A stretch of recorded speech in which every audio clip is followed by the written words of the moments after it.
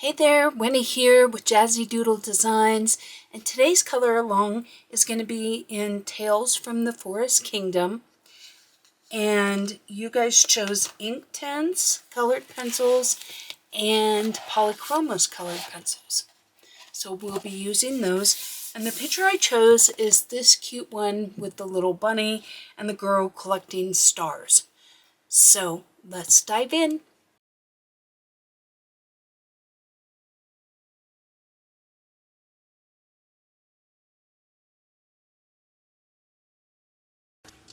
If you're new to my channel, welcome, and if you're not, welcome back.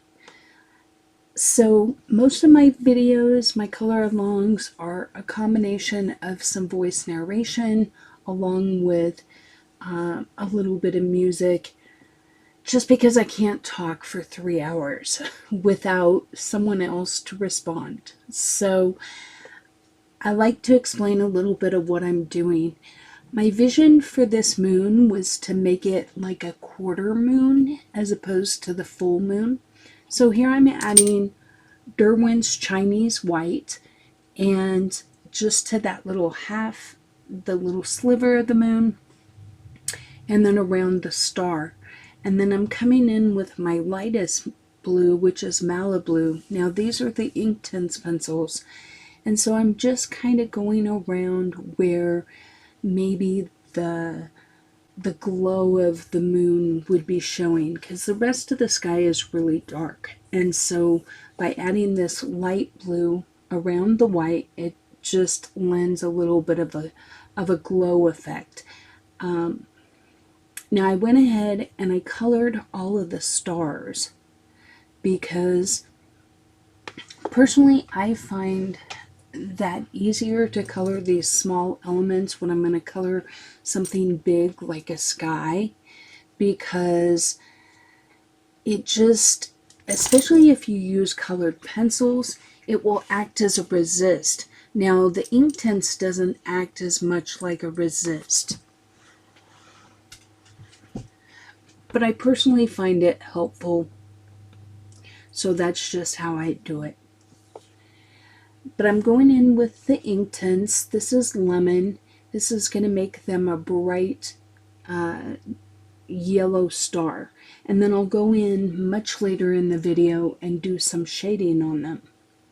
But I'm just laying down that initial base layer, which is what I use Inktense for. I find that by laying a base layer down, it eliminates a lot of the white dot syndrome that you see with colored pencils. Now that doesn't mean that it eliminates all the colored strokes. You can use something like Zest It or Gamsol if you want to eliminate those. So going back to my moon, I add in this lapis blue, which is a brighter blue than the rest of the sky is going to be. Once again, just blending it in with that Malibu, trying to make it look kind of hazy and glowy around the moon. Now the jury's still out whether you think that was effective or not, but I like how it turned out. Every time I do these, I learn a little bit more. Now I'm adding some dark purple to the sky, just in little splotches. So I don't want the sky to be all one color. Dark indigo is going to be the main color of the sky, but that dark purple, I think you'll find, just lends a little bit of variance in the color, and I like the effect. But I'm going along the side of the tree with this dark indigo, and once again, this is going to be the main color of the sky, but I definitely want those darker areas along the sides and here in the middle, like where these trees are. Now with Inktense, I find most of the time, especially if I'm going to work on something like like a big expanse like the sky, I want my Inktense pencil to be a little blunter. Normally, with colored pencils, you always want a really sharp point because it'll get in the grooves, the hills and valleys or the tooth of the paper, right?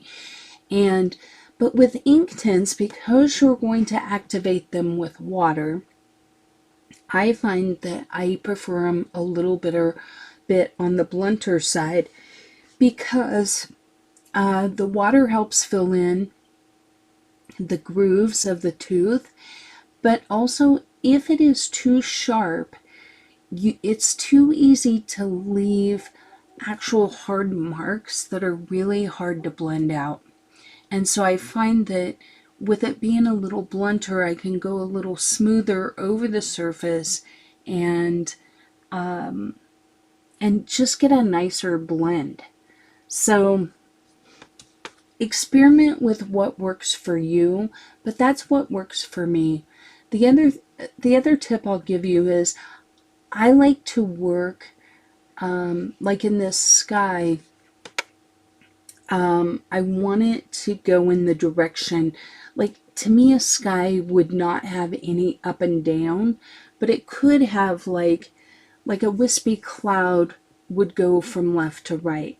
So I try and keep my pencil strokes going left to right. I just think it looks a little more natural if your pencil strokes show at all. I try and keep them uniform. Now I realize that it doesn't look like they are now, but I do try. It's hard when you're like working on the side here. You just have to work in the up and down. And when I do that, I do try and keep my circles tight. But overall, if you can keep it in your head to keep your pencil marks going the same way, that always helps make it a little more effective. Now, I was very, very light here when I put the blue down. I wanted a touch of that, but I didn't want it as dark because I want those stars in the net to glow a little. Now, when you activate Inktense, you do want to work from your lighter tones to the dark. It wouldn't have been as effective for me to activate that dark and then pull it into that light, because it's too easy for that dark to really overtake your lighter colors. So always keep that in mind. Now sometimes you want to use that to your advantage and pull that blue into the lighter tones, and that's fine. Just be aware when you're doing it that it can be very easy for those darker tones to take over. So you see, as I activate it and I pull it up, I've already activated the light though, so I can just kind of pull it in and it mixes almost like a watercolor. But Inktense does dry pretty quickly, so don't count on it. You want to work pretty quick. You don't have that same long-lasting working time. Now, once I start working, you will notice me kind of tapping off my water brush occasionally, because especially if I'm going to move into a different color, because it will, you just don't want to, I want them to blend, so I'm not tapping it off too much here. But if I was working with multiple colors that it mattered, like in that light area, and you go into the dark, you would want to tap off a little bit before you go back into that light area. I hope that made sense, because I didn't do a great job of explaining that. But you can see how that purple, to me, really adds something. Excuse me. Really adds something to the sky. Now, of course, I'm going to be going over these with Polychromos, and I'll be doing the same thing with those. But your base layer, whatever you, especially when working with something like Polychromos that are very translucent, your base layer is important. If I had put that Malibu, that really light color as the base, and then I went in with a darker color, it would make a lightness appear through the darker color. If I had used something like a black, it would make the overall sky much darker. So choosing which Inktense color will change the overall effect that you have.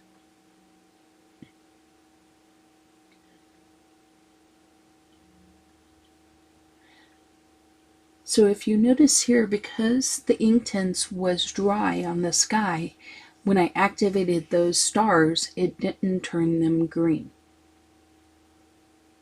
You know, they didn't bleed into each other. So make sure that your sky is dry before you activate your stars. It's funny how some colors, like this one, hardly changes with the Inktense, and then others, like that sky, really made a big difference when you activate them.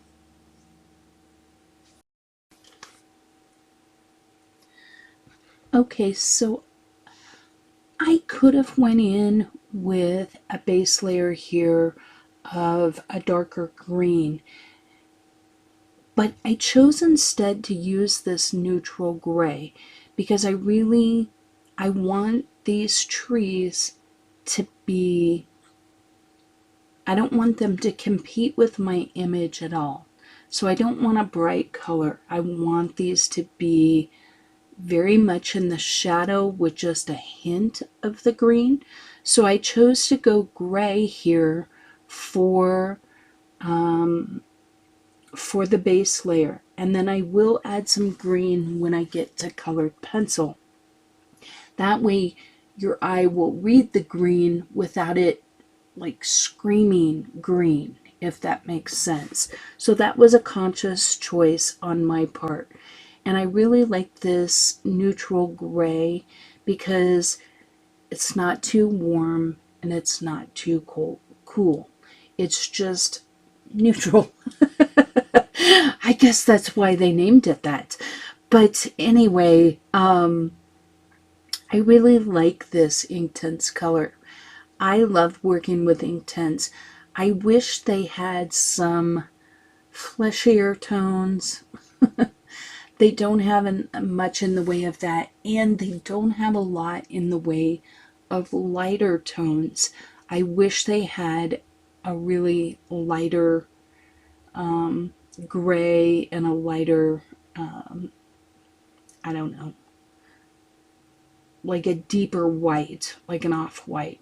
Here I added just a little bit of that indigo blue into those trees. And then I decided I wanted that natural gray or neutral gray to go a little farther deep into the meadow. I really debated a long time. I almost made the whole meadow really dark. And there's a part of me that wishes I would have. But once you go dark, then you can't change it. And in the end, I liked the yellowish green, that pop of bright in the meadow. But that was the other direction I thought about taking this. So once again, I worked from the bottom where I really wanted the tones to be light, and I worked from there up. Now, as I go down, you can see how that really draws that darker tone into those lighter areas. So just be careful of that when you're activating, that you don't draw it too far down unless that's your intent.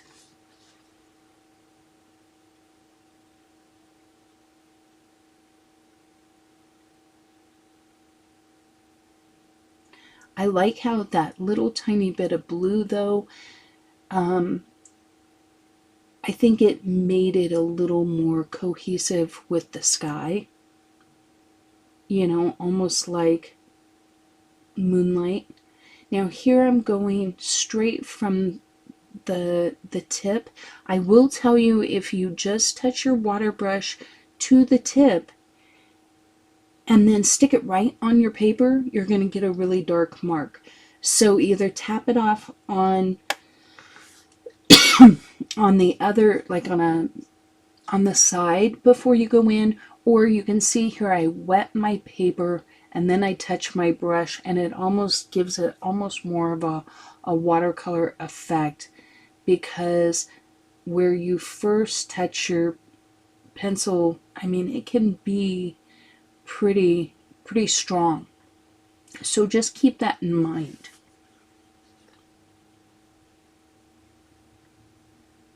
But I want this area down here to be hazy, almost like a fog type of thing. And now I'm going in with that neutral gray, and I'm shadowing these leaves. I'm going on the underside of the bough to give the illusion of a shadow, because I want these trees to be really dark. And once again, just more of the hint of green, and I want them to frame my focal image. So that's what I'm doing here.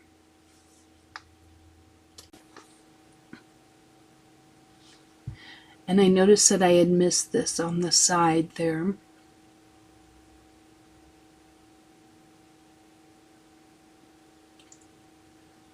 But just anywhere you think there might be a shadow, don't get too caught up in this. You know, I feel like there's a reason why we do these things, but I try not to let myself get too obsessed with, well, where should that shadow be? I just kind of put it there. And same with this green. So this is the darker green, and you can see I'm not covering 100% of the tree. I want some variation of color. Trees are not uniformly one color. But this is the primary color of the tree, so I am covering the majority of it. I do leave the tips uncovered. My idea is the tips that are around those stars, I'm going to tip them in yellow to make it look like the stars are kind of emanating a light that kind of highlights the tips of the trees. So you'll see that I leave a little bit of, you know, area near the tips for that.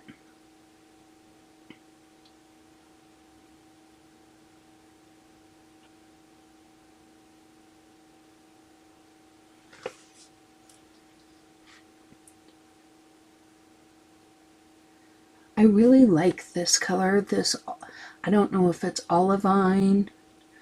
I think that's how I'm going to say it, olivine. It's a really pretty color. It's kind of like an olive green, but it's a little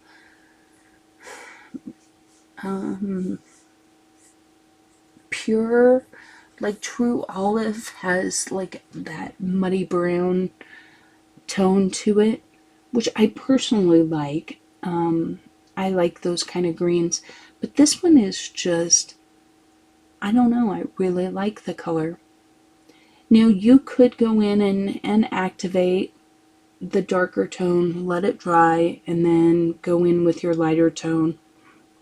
And sometimes I do that, but I feel like in this case I want them to kind of blend and meld a little bit, so doing them at the same time makes sense to me.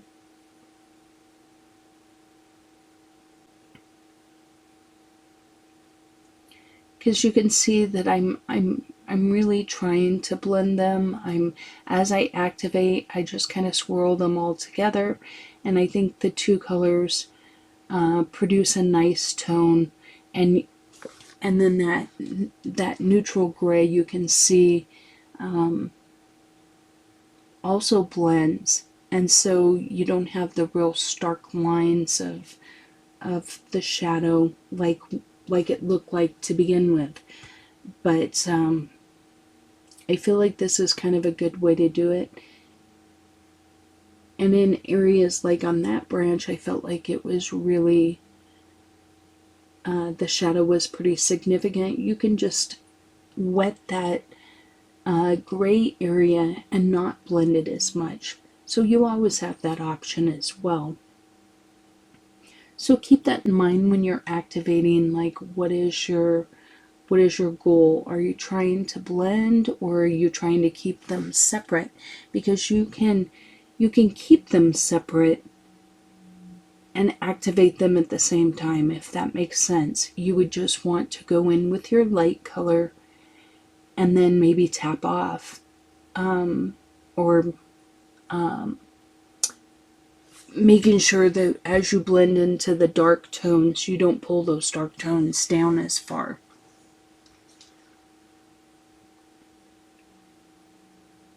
You can see that I really didn't do that here. That, like right there, I was just activating the gray and then kind of bringing it down. And you see I'm not tapping off because I don't mind if those gray tones blend a little bit there.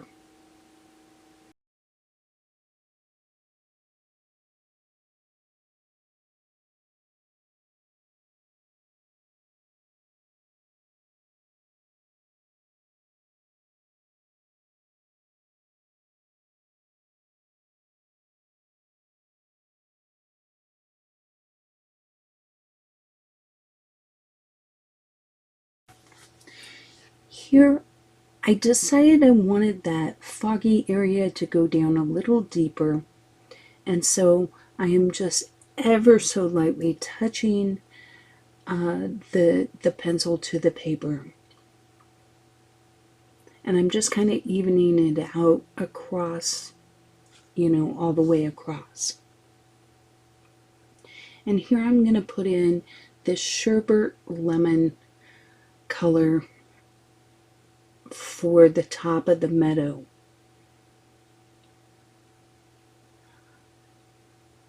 In the end, I decided I like this. I felt like it really made this meadow look like it was kind of set alight. But like I said earlier, I debated very seriously about basically running like a deep gray to a black all the way up to the fog, from the rocks there all the way up, and blending into the trees and making it completely dark. So it's a thought if maybe you don't like how this turned out. So next I come in and I add my ground in with this oak. I really like this color. It's another color that I feel like is a cross between kind of a green and a brown.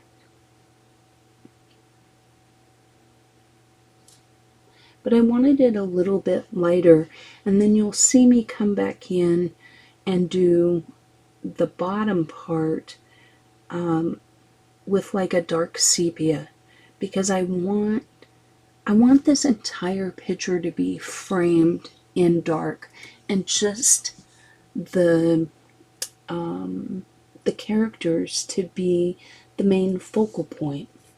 I'm adding just a touch of saddle brown just because I want it to be a little warmer.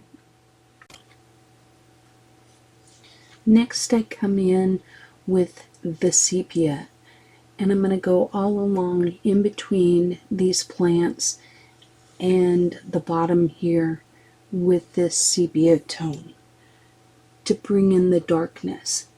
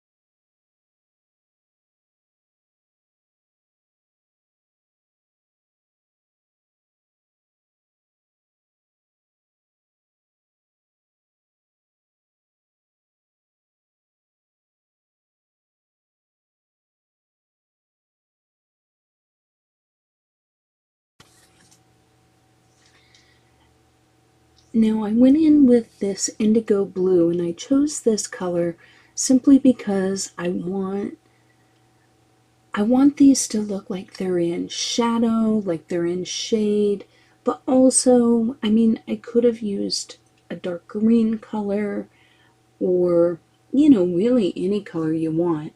But I just wanted I wanted all of the colors to not compete with the main images like we talked about. So I picked a color that was from the sky. These are the same colors that I used in the sky, just used a little differently. This is actually Malibu that I'm putting on now, and I switch the card here in a second, but just going around the edges so that the edges are a little bit lighter.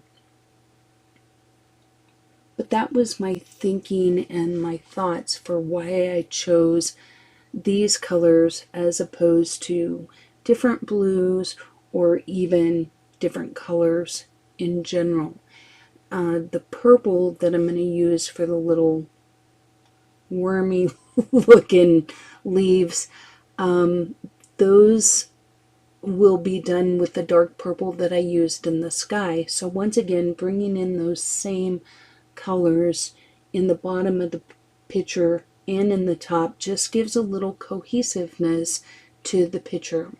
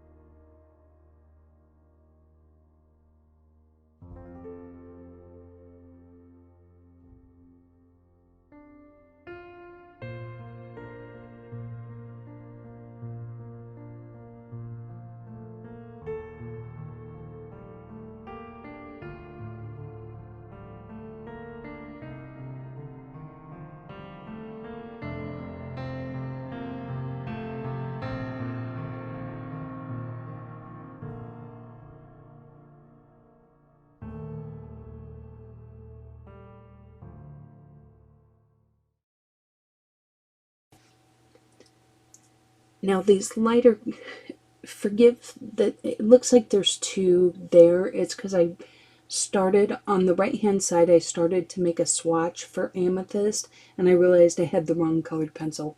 So the one on the left is the correct color.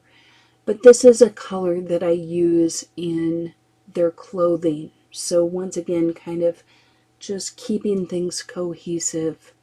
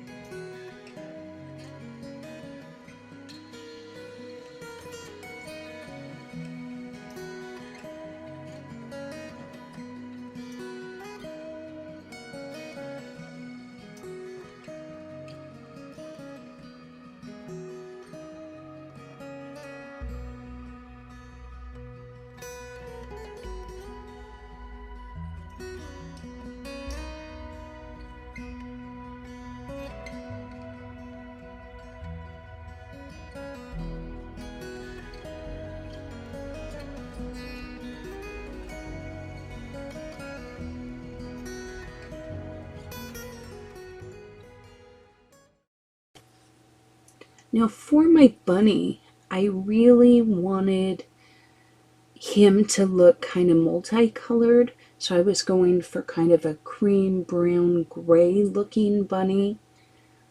So if you're wondering what the heck I'm doing, that was my thought, is just to have patches of these different colors on him.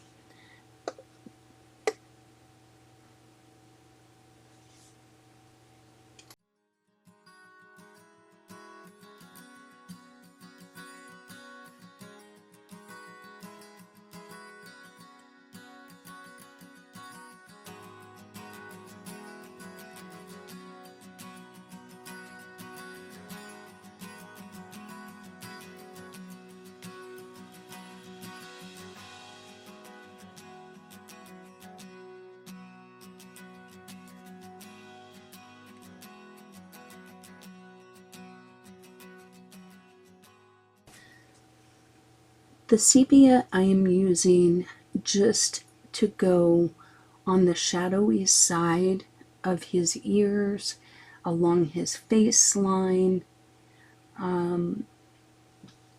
anywhere I felt like there would be shadow, so under his chin, along his other ear, and down his shoulder, and then along his wrists, in between his little toes, like there would be little shadow areas, right? So that's what I'm doing here.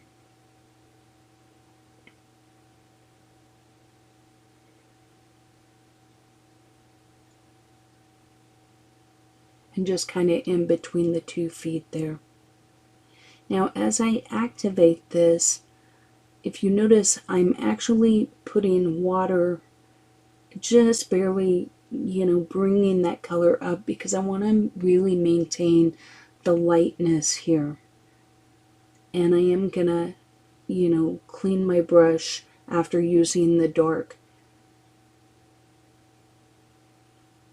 But the idea is I want him to feel like a very light brown or cream colored bunny with splotches of browns and grays. So that's the concept anyway. I'm not sure if that's how he turns out, but that's definitely the concept here. And you can see how brown I can make his hand just with that tiny bit. And then I can transfer it up to his face so that I don't get a really dark patch.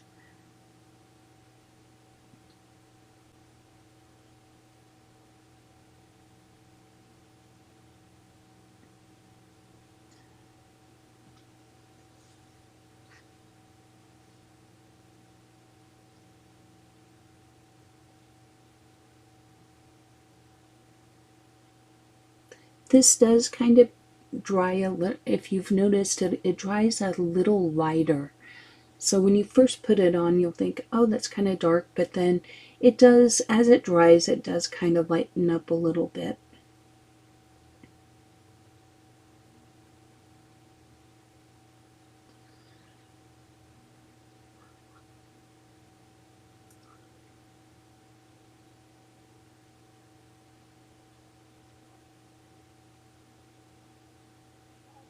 I took Ellie in today to get a haircut. She looks so cute.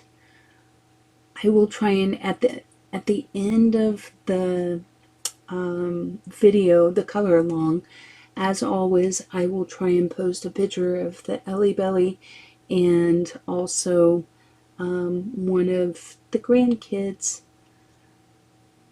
That way it's not interrupting your coloring. Those that want to see those pictures can, but I'm not foisting my family on anybody that's only here for coloring information. But I do know that some of you enjoy looking at those and have told me so. So that's my way of doing it, so that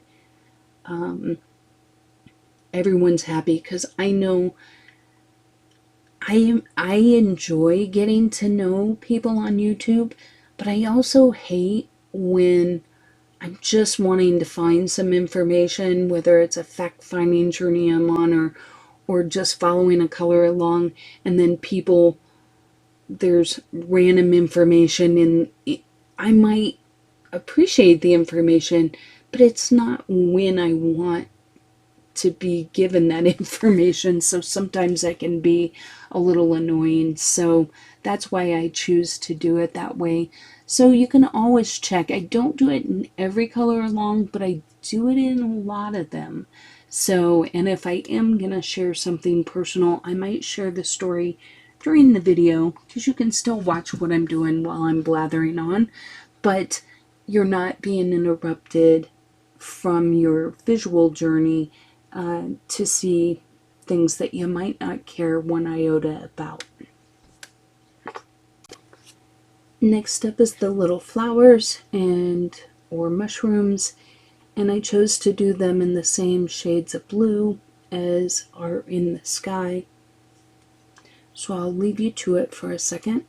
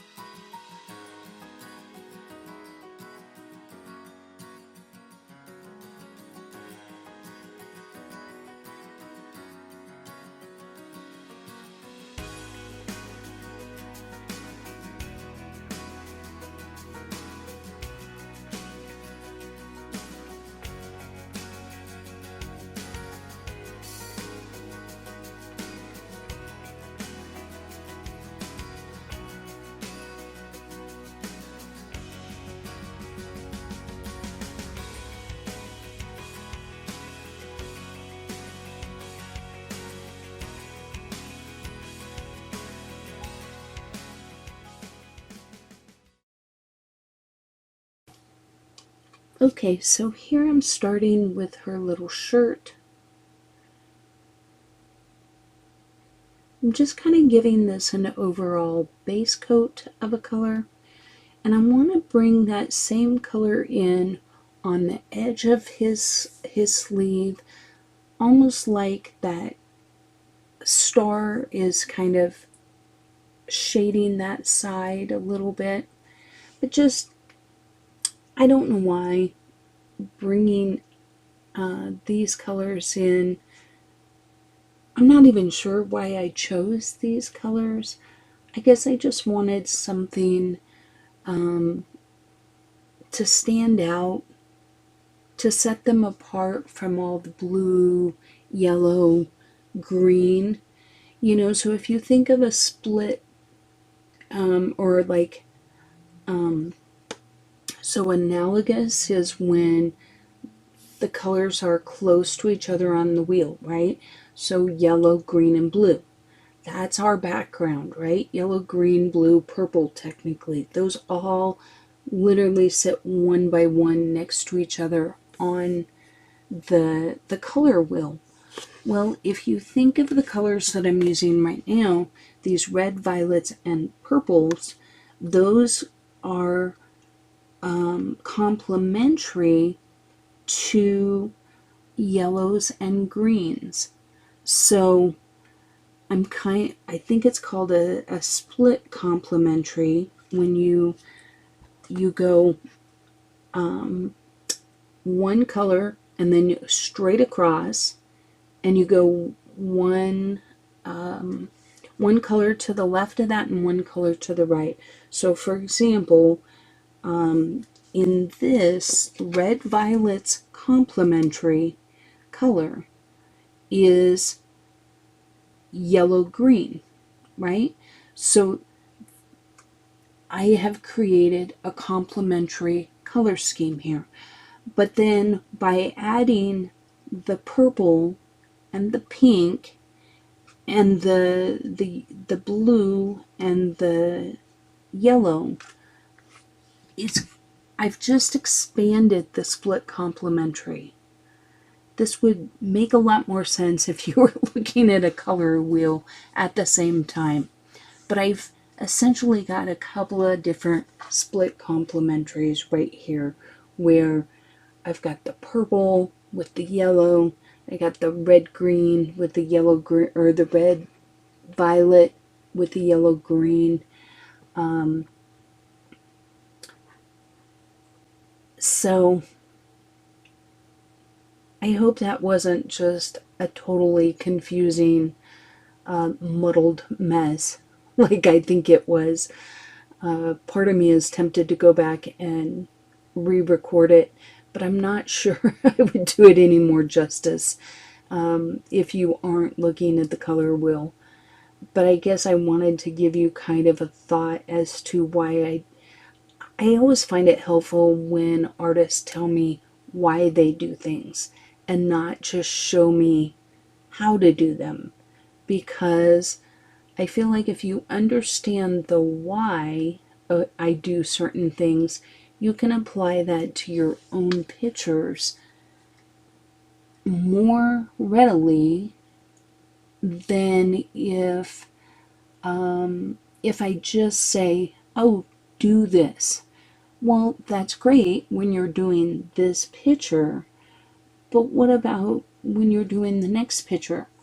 My goal as I learn things is to share with you the knowledge so that you can independently make your own decisions on things and have the confidence to do that. Because really, I guess I would say I'm kind of blessed in that I don't sit down with color wheels and decide how I'm going to choose colors. I just go with what I feel like will look good, and I feel like that serves me relatively well, and then I can look afterwards at a color wheel and say, oh, that's why that worked, or maybe I see something and I don't really like how it looks, and I can say, well, that's why it didn't work, because, you know, I'm breaking all the rules. But, but anyway, that is my thought. But when you're in doubt, you can go to your color wheel, and if you look at your picture as a whole and you say, well, I've got a lot of greens and yellow greens, what would look good? And you go across the color wheel and you can make those kind of decisions like I did here. And whether you do that intuitively or whether you do it with a color wheel, it it doesn't really matter because the outcome is the same. Now, I have had a lot of color theory in my life. As I explained in a previous video, I used to dye carpets, like if they got a bleach spot. And the way you do that is you have to know color theory, and you got to know what colors combine to make the color that you're looking for. So if the carpet was orange, I only used red, blue, and yellow. And so I had to make browns and beiges and grays with those colors. And so that's where color theory is more intuitive for me. I don't want you to feel like I'm trying to say I had some special power. It is literally years of practice getting good at doing that, because I worked in a rug cleaning industry, and I worked in with a lot of carpet cleaners that, for whatever reason, maybe the homeowner bleached their carpet just trying to get, a pea spot out or whatever. But it was kind of a niche little job that I did for a number of years, and so it served me well in my art journey till that time, served to improve my carpet dyeing skills, and then putting those in practice for a number of years served me well to bring it into, my coloring journey. So it's all kind of come full circle for me. Here I'm just using the saddle brown once again as a base layer. I'm going to go in with other colors with the Polychromos, but I just want an overall base layer, and I chose not to do anything on her face because I'll just be using the Polychromos.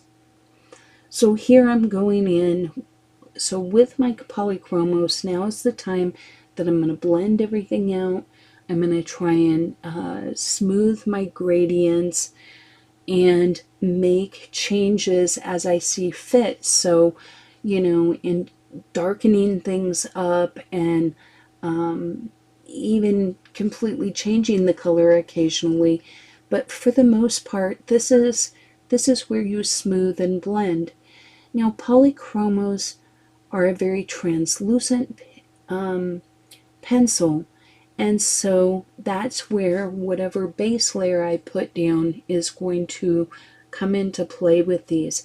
If I was using Prismacolors, the color matching would be a little more important if I want to keep the colors that I started. Now, as you can see, this light phthalo blue and the lapis blue are very similar, and they blend really well together. So I like that. But it becomes more important when you're using a more opaque pencil. The sky blue is a pencil that I brought in that has a little bit more of that purplish tone. Once again, you can see that I'm using it just simply to kind of smooth and blend the gradients from the darker colors to the lighter colors, and to add a little bit of that purplish tone without going full dark purple like I will in a bit. So you can see that I'm leaning towards those more purple tones, even though I have that base layer that's that indigo blue that's more of a gray blue. It's not a pinky blue or a purpley blue. It was more of a gray blue. But by adding these colors over the top of it, I get the darkness from the base of the dark indigo with the balance of this more this purpley blue, this brighter blue. I can get the brighter color with still because if you take a bright color, let me explain it this way. If I take this color and I didn't have the dark indigo base and I just applied it, and I would encourage you to get a piece of scratch paper right now and try it out and see what I'm saying. You can layer this 8 layers deep and it will not look dark. It will only get that rich bright blue like you see on my swatch sheet. So look at that color compared to what it looks like where I'm applying it over that indigo. See how I get the purplish tone, or that the brighter tone, but still have the deeper color? That's how I'm doing that. Here I'm just putting a piece of paper underneath because as I color, I'm gonna mark off because I go fast. But once again, I'm just applying color. I don't want to say randomly, but I'm adding color overall and quickly, and just a very light layer.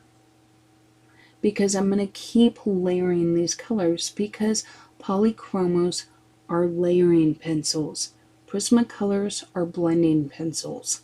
So you add 2 colors side by side and then you smush them together with Prismacolor, whereas Polychromos, you need to layer them. So that's what I'm doing here. I'm just adding light layers over that purple, that dark purple Inktense color that we put down, as well as the indigo blue. Next up is this blue violet. Once again, just adding a little bit of brightness to that purple, but by having the darker purple behind it, it allows it to be not so bright.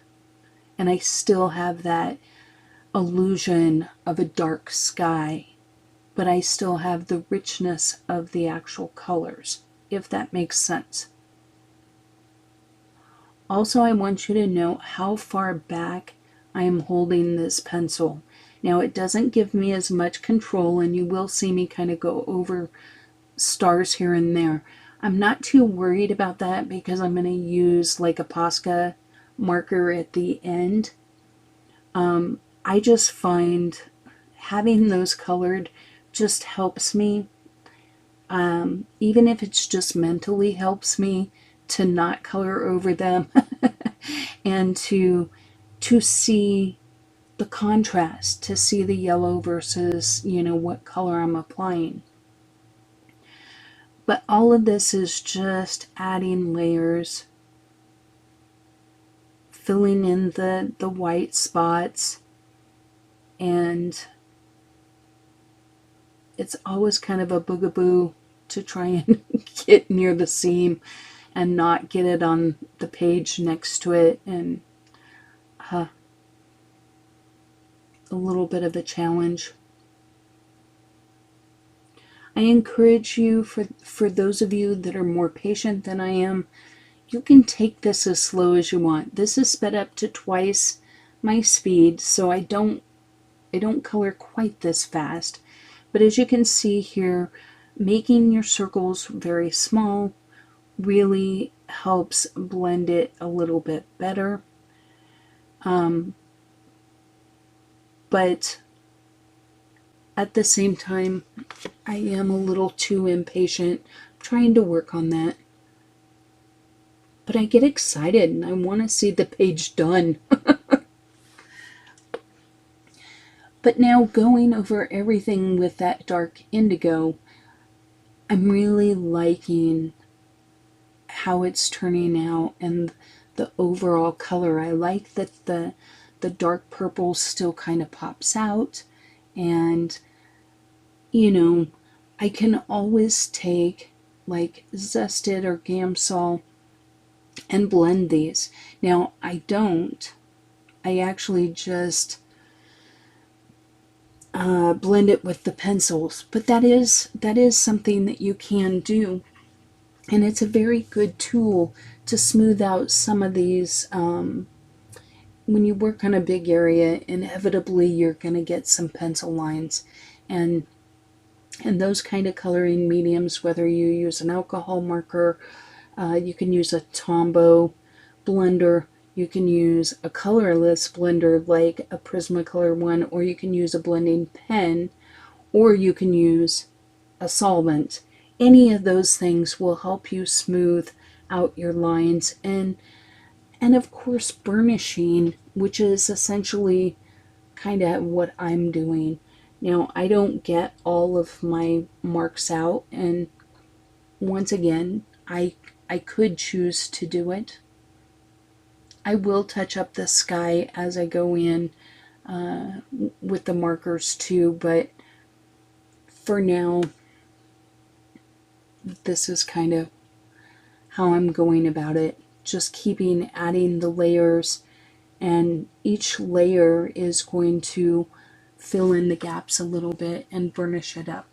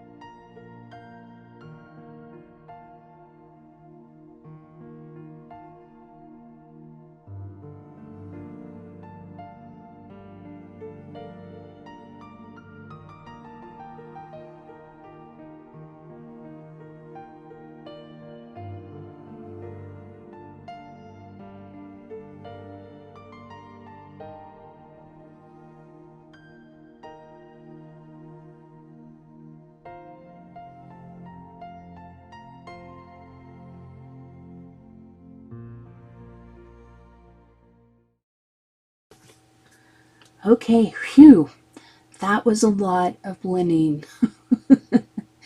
But I like that about the Polychromos. It's kind of a love-hate with me because my impatient nature doesn't like it as much, but the results when you're done are beautiful, and I do like visually how it turned out.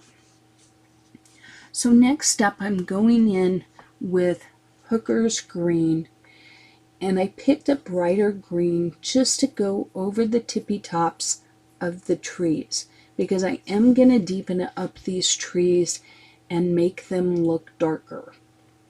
But I wanted the tips and just the very tips of some of the main branches, not all of them, but just the ones towards the top, to be done in a little bit of a brighter green. So now I go in with a darker green. This is a pine green, and I just am going to go over all of the tree. So having that neutral gray behind it, once again, sorry about that. My husband just got home and was excited to see the little dog. She just got a haircut, so she was all jumping up and down and frisky. But I'm just going to leave you to it. I'm going to cover this all with green, and then I'm going to go in with a little bit of that indigo blue, and that's going to tie it all back in together. It's not necessary, and I don't put a lot in, but I do add a little.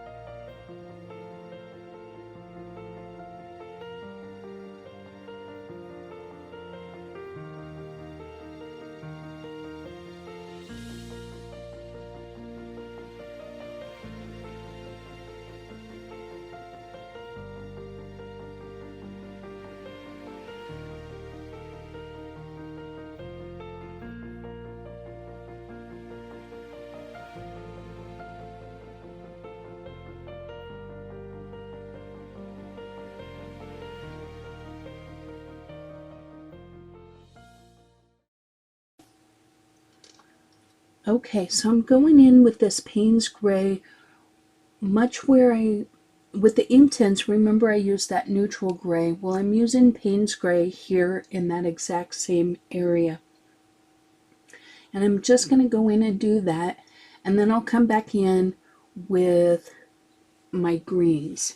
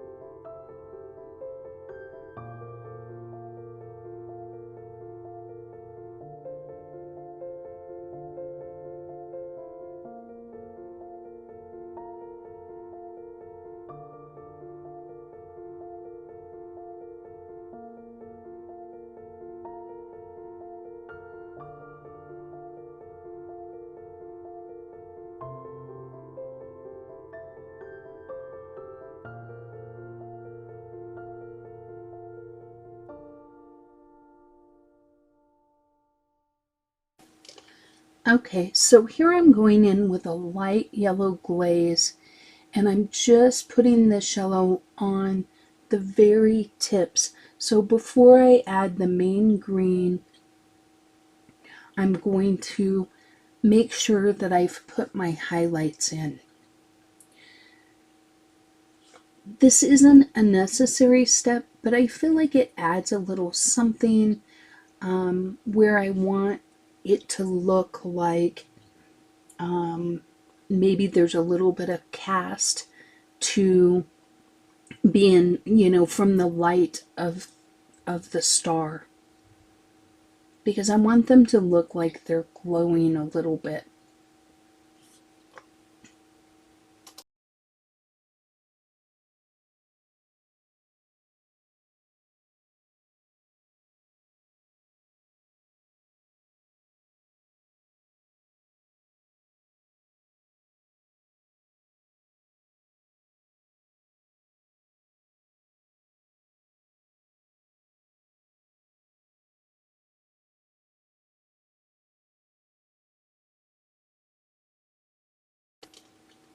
So next up is May Green, and this is just adding a little bit of a lighter green below that yellow bit, and before I go in with my darker green.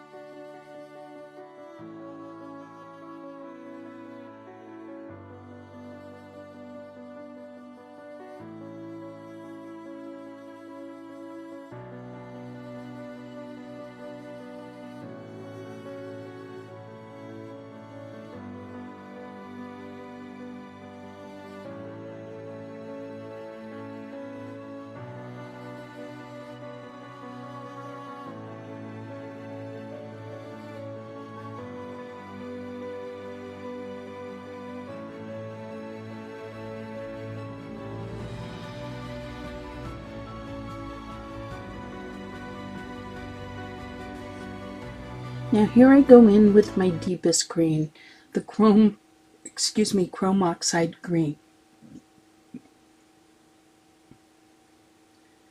And I'm just basically going to cover the entire tree, save where I've put in my highlights.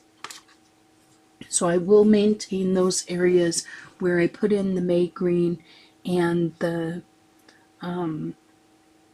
that really light yellow glaze or whatever it is.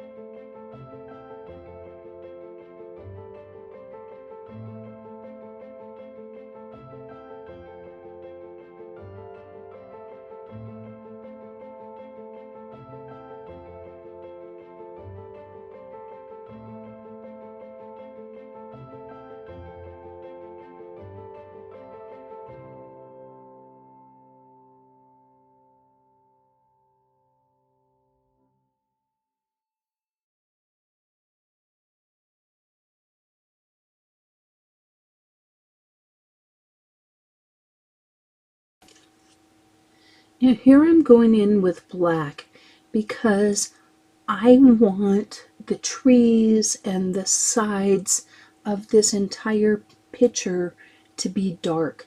So I'm just putting a light layer of black over everything.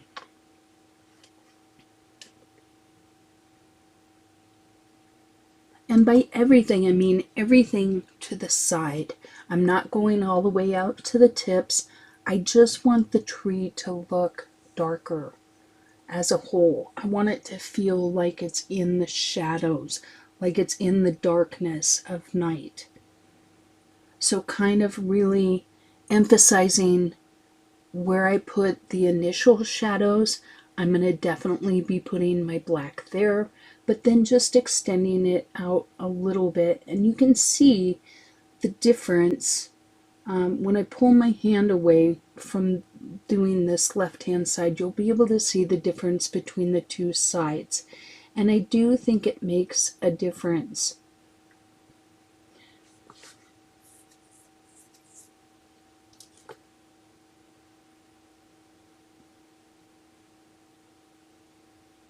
I had to put my hoodie on today because today has been rainy and I think we only got to a high of 70. And that was when I recorded this was in the morning, and it's now late afternoon, early evening. Actually, it's nighttime. But yeah, I think that this black as a light layer, I'm not always a fan of using black. I don't use it that often just because I think there are other colors that do it just as well. I could have went in with that deep indigo again.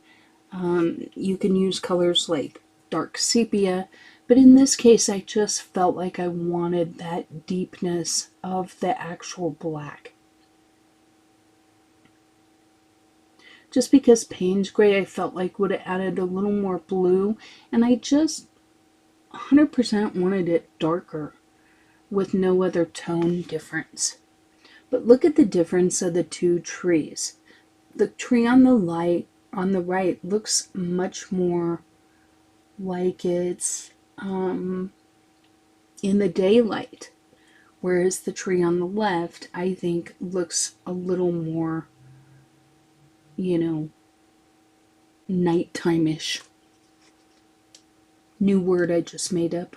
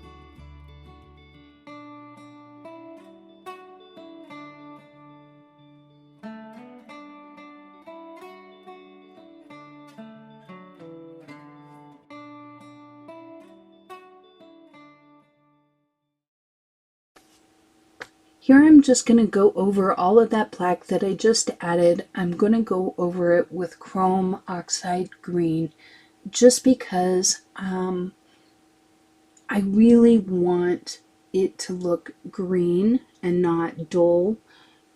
And by adding the green over the black, I feel like it reads green more, and yet I've really deepened up this tree a lot.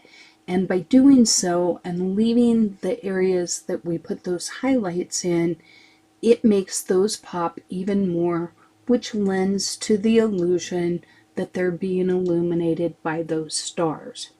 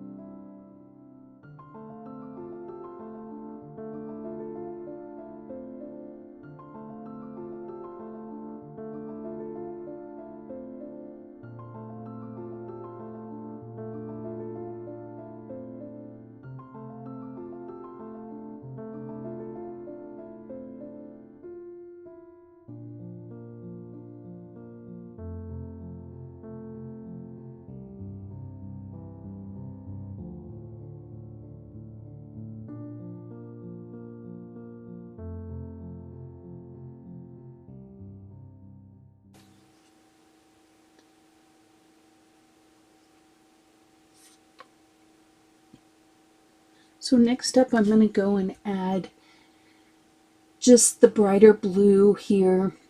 I'm basically blending out all of these leaves with the blues that I've added. I am going to go back at the very end with a marker and highlight, just put a little pop of highlight in. But right now, essentially all I'm doing is blending all my colors out, much like I did with the sky or even the tree. And I apologize. What I find with my camera, and I'm learning this, so I should be able to adjust, is that when I'll get it zoomed in to where it looks good, but then when I hit record, it actually zooms in a touch more, which is why I'm getting this, just slightly out of camera. I've had that happen this color along and the last color along, but now that I know, I can adjust for it. So I apologize, but I finally figured it out because I was like, why is this happening to me? So I was playing with my camera and I realized that's what it is. It'll look perfectly, everything's in, and then as soon as I hit play, it actually sucks in or zooms in just a little bit more, which is why I end up cutting off just a little bit of the page. So I'm learning not to do that so that I can crop it later if I need to. So hopefully this will be the last color along that this is an issue of me being at a camera. And I apologize that I'm not smart enough to figure this out earlier. It's just such a quirky thing because I just thought I was being, getting into my zone and forgetting to look and make sure that I'm in camera. But it looks like it's in camera till you hit the record. So, anywho's, I'm glad I figured that out.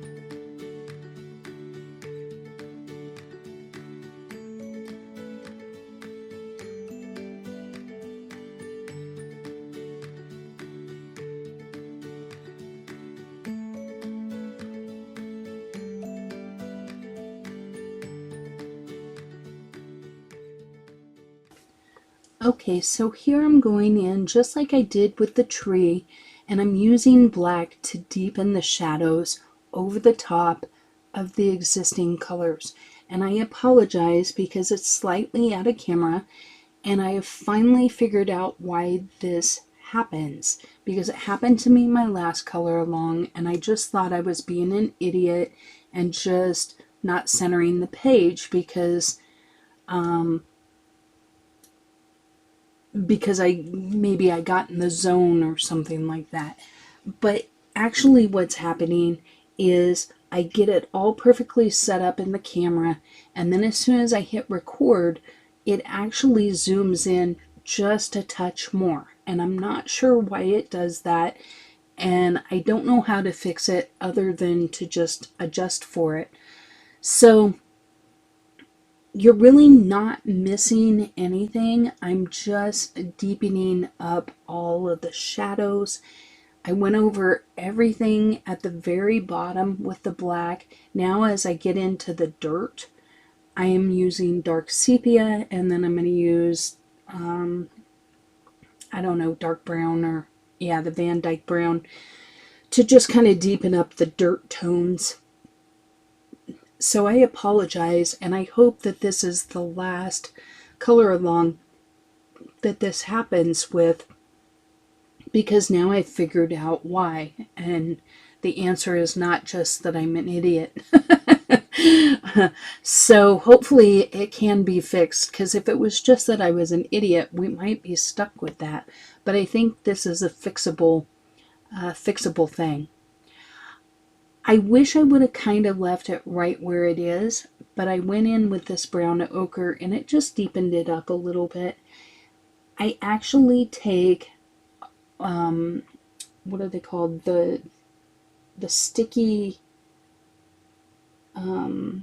eraser, the gray one that you wad in a ball, and I actually just touch right there in between the two characters on the dirt. I just kind of tap off a little bit of the color there just to lighten it up just a touch, because I felt like I made it a little more uniform than I would like, but I don't think I got that on camera.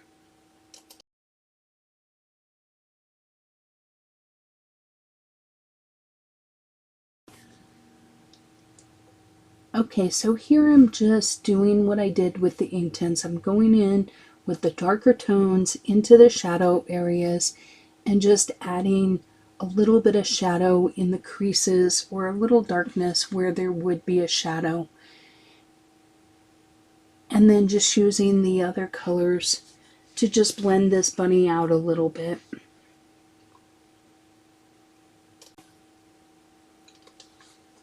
Okay, so next up I just go in with my darker tones, just like I did with the Inktense, kind of adding in some shadows and some color variants.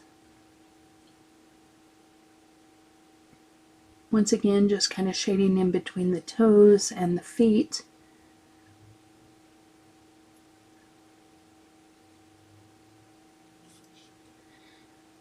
This step is up to you, but I added a little bit of warm gray, and I felt like it just was a cute little touch that added a little bit of color variance, which I liked.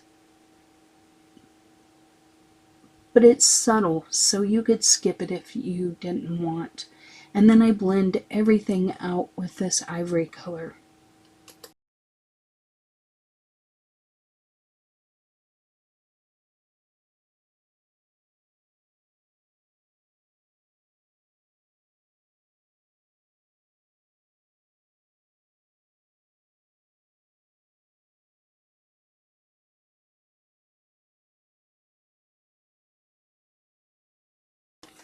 At this point, I think he could be done, but I do decide to go in with a little bit more brown and just give him some more color variance.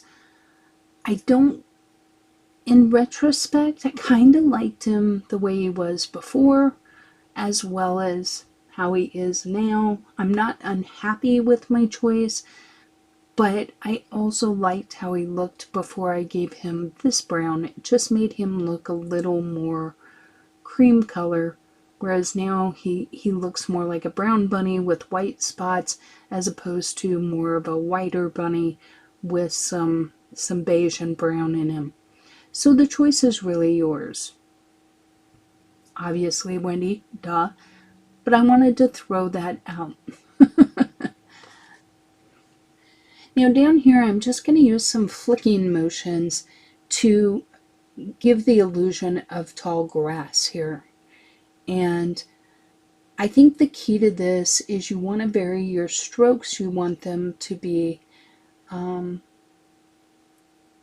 definitely more pressure towards the initial part of your flick and then lightening up your touch, but then also change your direction so that they cross over each other and they flick in random directions, and then go in with another color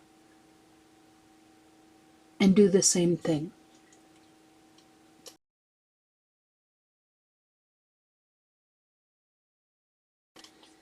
Next, I'm just going to bring up this May green just a little higher in the field. I am making up and down motions, but these are not flicking motions. They're almost more like just blending the color in the background, with the idea being that if you see a stroke, it should be in the up and down direction, which would lend itself to other grass. I didn't really want grass per se, but this is more just to blend that color out a little bit, and then I go in and working from the top down, I'm bringing that yellow in a little bit more. I do feel like the yellow blended it better, but I did kind of enjoy the subtlety of not having as much yellow prior to adding that color. These are all things that I think about as I'm coloring when I do things and I'm like, do I like this better? Do I like this less? What would I do if I did it again, type of thing. So I try and share those thoughts with you so that you can make those decisions prior to maybe just coloring along in general.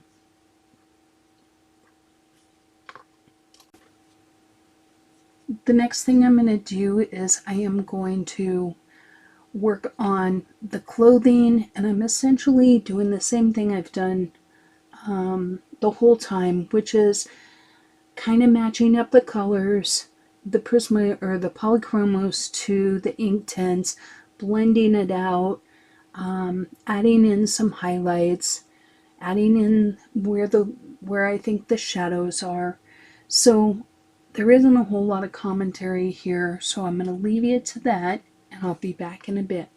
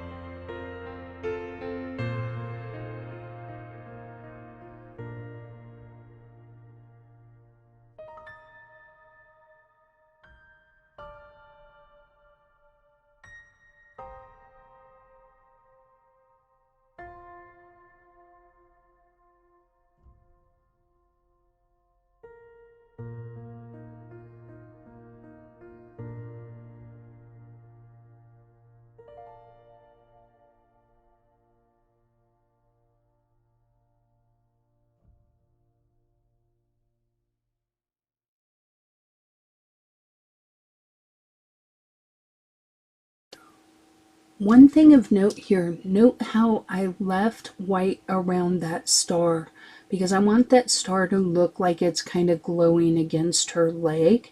So I leave that white so that I'm gonna add Posca around there later, but not having the color just makes it more effective. So just be conscious of that if you want that same effect.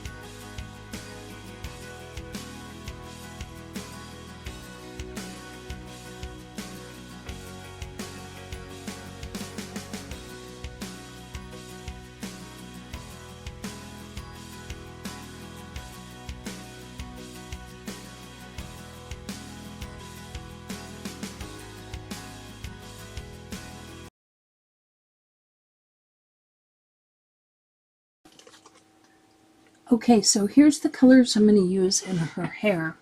And basically what I'm going to do is go in with the darkest, which is the dark sepia. And I'm going in where the roots are and where the hair would kind of dip in a little bit. The idea is you want to leave areas of darkness and areas for highlight. Now, her hair is kind of all over the place. If her hair was more combed, I would be more careful about making sure all of my shiny spots align in a pattern, if that makes sense. But because her hair is kind of wiggly piggly, I'm not as concerned. But my idea is I go in at the dark spots, then I add the next darker color, which is the Van Dyke Brown. And then I'm going to go in with the Bister, is that how you say it? And then the brown ochre. And then I'm going to leave it completely light. And then here and there, I will add a little bit of the terracotta. I did not really want to, I wasn't really going for a ginger. I just wanted a little bit of red highlight here and there. So I'm using it more just like I said, as a highlight here or there, not that her overall hair will read red. I want it to be more of a blondish brown. And so here you can see how I'm going in with that terracotta, almost like I did with the Bister, just adding in those golden, it almost makes it just look more rich. Like you're not reading it like, oh, look at the little red-haired girl. But it adds a little bit of warmth to the hair, and I just like the look of it. It's kind of honeyed, so to speak. And then I don't do anything, or I might add ivory, I think, where those highlights are, because I don't want them. I thought about going in with this light yellow ochre, but then I wasn't liking that. I felt like I was losing my highlight. So I believe I go in with ivory. So I'm glad I kind of kept that in there so that you could see, make decisions on the fly as you go and go, well, that isn't what I was really going for. Here I sharpened my pencil because it was pretty dull. But yeah, I'm just adding in the ivory as the highlight. And then rinse and repeat. So I'll see you in a bit.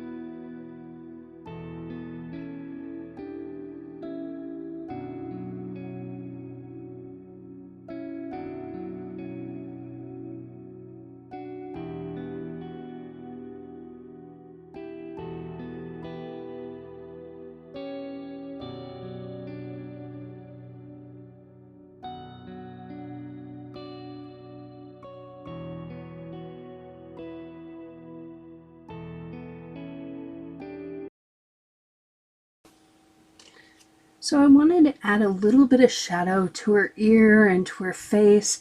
And quite honestly, I don't like Polychromos for skin tones. I prefer Prismacolor. I feel like they just have better colors like clay rose and henna and grayed lavender and things. I don't know, not a fan of the Polychromos, but luckily her face is such a minor little thing that I just add a little bit of the Van Dyke Brown just to add a little bit of shadow there, and it works okay.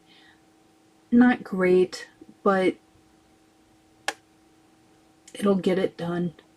And then I go in and create the seams and the button and some of the patches and stuff.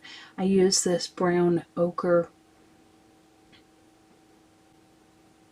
And you could really use anything. You could use a black here, you could use yellow, you could use a pink.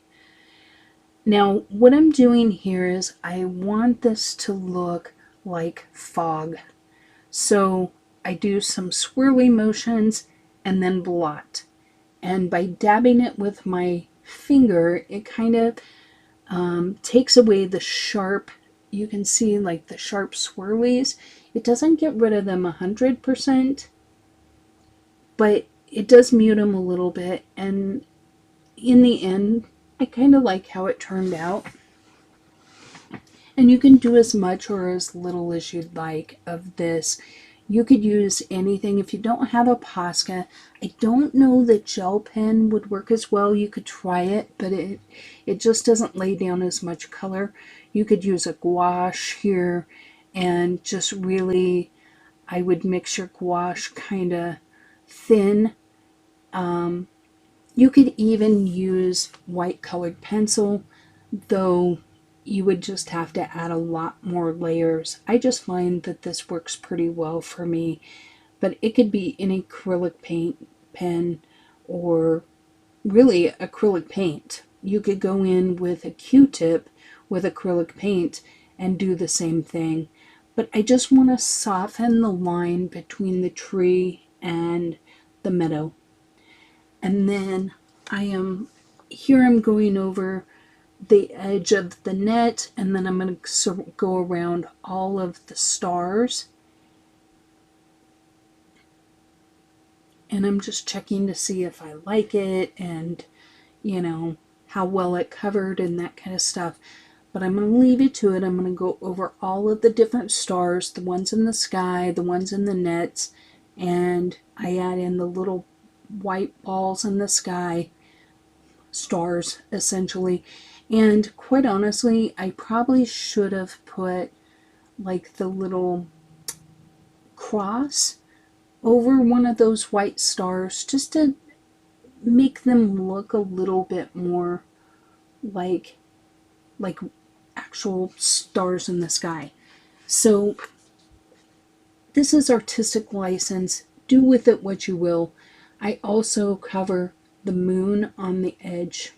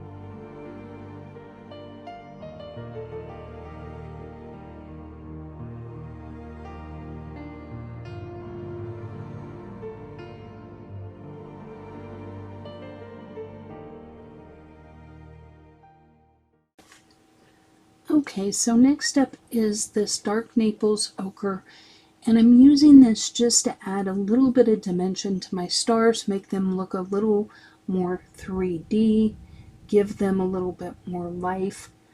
I apologize if you hear the thunder and the rain in the background. It's coming down pretty good, and we're starting to get the actual thunderstorm as well. So hopefully I can get this recorded before it goes completely nuts. I will also add a little bit of terracotta just to add a little bit more depth. This is certainly a personal choice. You could just use the paint pen, or you could add white to this. It's really up to you.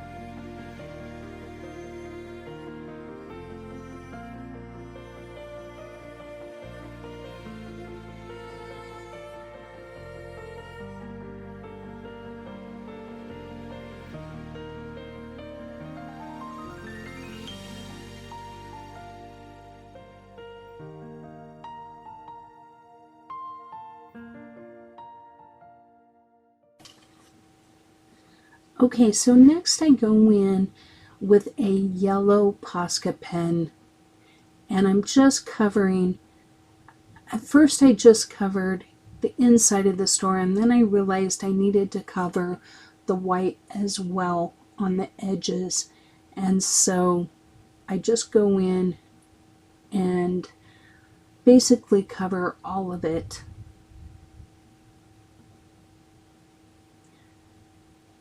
I did start with an acrylic pen, and it was an Artistro. And when I first got them, I thought they were going to be fantastic, but they don't do very well over colored pencil. If I'm just writing on paper, if I'm writing on a rock, they're fine, but they don't do well over colored pencil. So I'm not very pleased with those. So I will be checking into other brands for those. I think I even have some in my want list in Amazon that I checked out before, so I'll probably be trying those out. I do like Posca. Now these Poscas, I had gotten them fairly recently, and so they had not been primed. So I'm going to show you a boo-boo in my painting towards the end, where I actually get paint on my picture. But I recorded it all, and I recorded how I fixed it, so I'll walk you through that. Sometimes with Posca, it does take more than one coat to cover all the lines, so that's what I'm doing here. And I'm just going around all of the stars and adding a little bit of white, taking care not to cover up the net part, because I just want it to look like the stars are glowing a little bit. So I don't want everything to be white, just the bottom part there.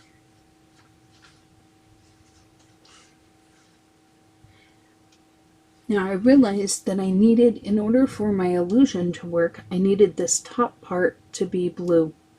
And so that's all I'm doing, is going back in with the sky colors to make this part blue. Not quite as dark a blue as the sky, but deep enough that it looks like the net is see-through, and that the white down below is the glow. So that's what I'm doing here.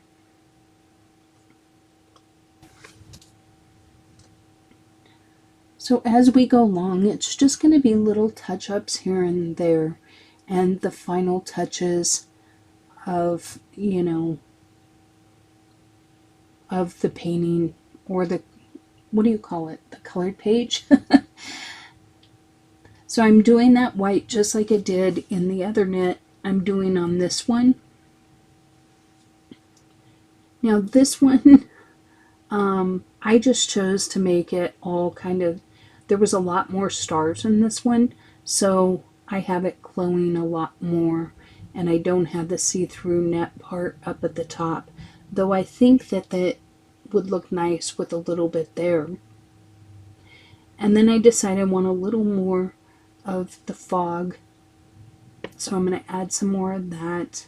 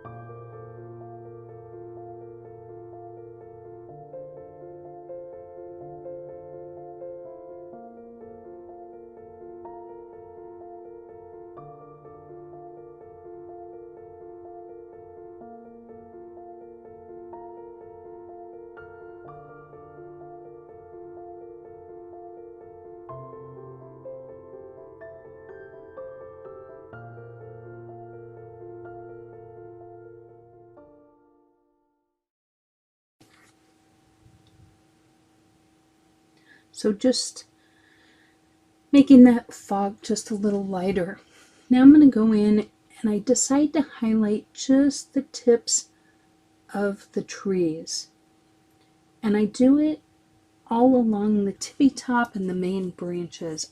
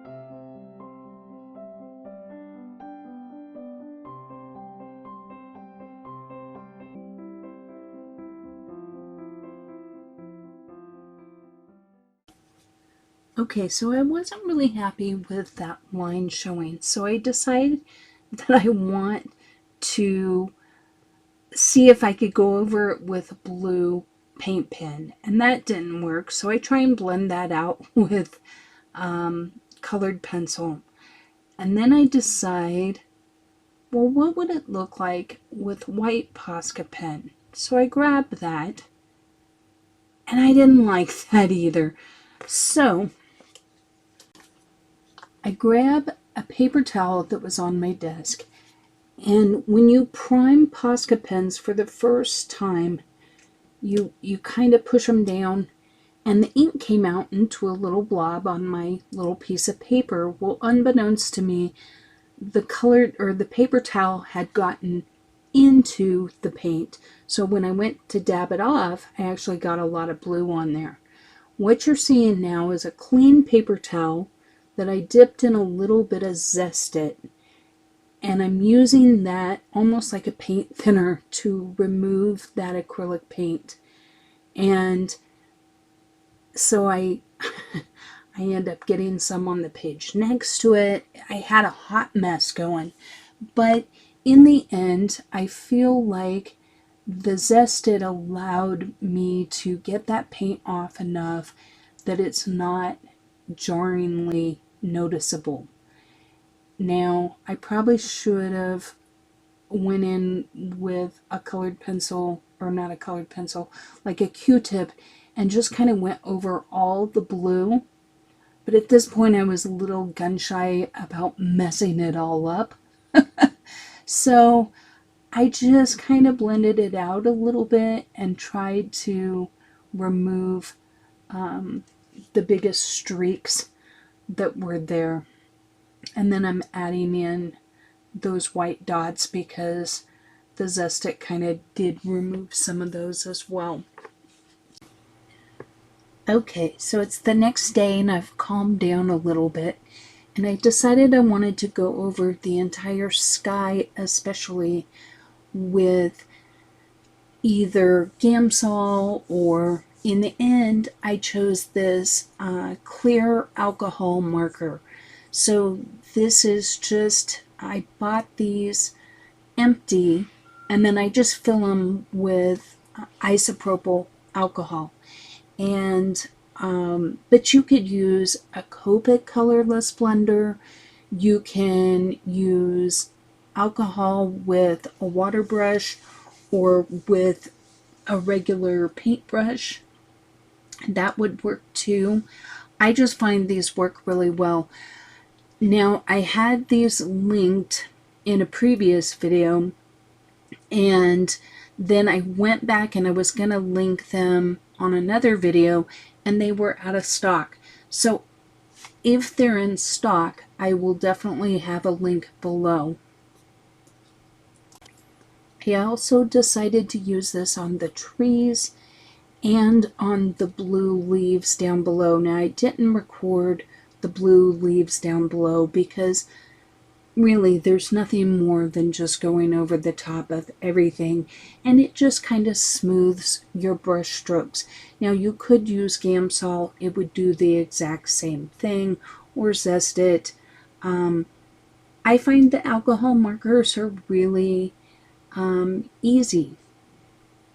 Now, they will mute your color just a touch, so just be aware of that. Using the blender is simply an optional step if you like. I chose not to use it on the trees, on the side. I just felt like I kind of liked the textured look. So here I'm using Deco Art Americana Enchanted Shimmer in Gold. And I found this on clearance at Michael's. I'll try and find it on Amazon to link it. But basically, I am just putting it here on the stars, and it just adds that little shimmer to them. So once again, this is an optional step. And I will show you a before the blending picture and a before the gold shimmer picture. Okay, so for the final step, I went in with a black fine liner, and this is just a Zig Millennium 01 size fine liner, and I just drew in the net again so that the net would be on top of the stars and the glow and all of that. So I also touch up both of their eyes with the fine liner and around the bottom part of his nose, just as a minor touch up. So at the end of this video, after the thank you for watching, there will be a short video of my grandson giggling, because who doesn't need a baby giggling in their life? I love it. But and a picture of Miss Ellie for those that care. If you don't care, don't feel bad. Feel free to go about your day. But I like to put them at the end. That way people have options. And as always, I thank you for popping in. I hope you'll drop me a comment below and just say hi, because I love hearing from you guys. And we'll see you on the next one.